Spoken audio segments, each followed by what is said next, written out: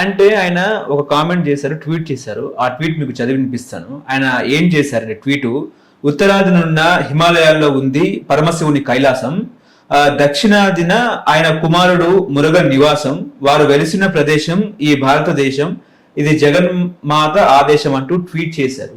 ఎట్లా చూడొచ్చు సార్ ఈ ట్వీట్? అంటే ఆ tweet deputy CM Pawan Kalyan చేసినట్ట, లేకపోతే పవనానంద స్వామి చేసినట్ట?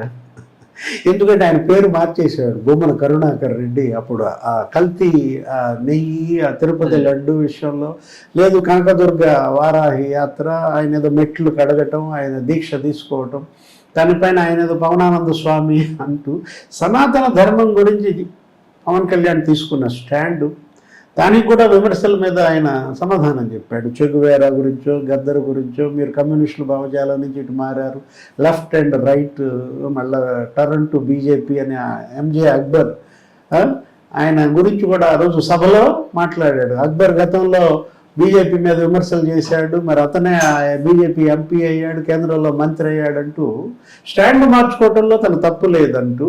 అంటే మార్పు అనేది సహజం, మారటం, మీ సిద్ధాంతాలు మార్చుకోవచ్చు, వాళ్ళని కన్విన్స్ చేసుకోవచ్చు. జన సైనికులు ఇప్పుడు ఏంటి, నాయకుడు వెంట నడవాల్సిందే శ్రేణులు, కార్యకర్తలు. ఇక్కడ ఇష్యూ ఏంటంటే ఆ ట్వీటు, అక్కడ హిమాలయాల్లో శివుడు, ఇక్కడ కుమారస్వామి, అయ్యప్ప, లేకపోతే ఆ జగన్మాత.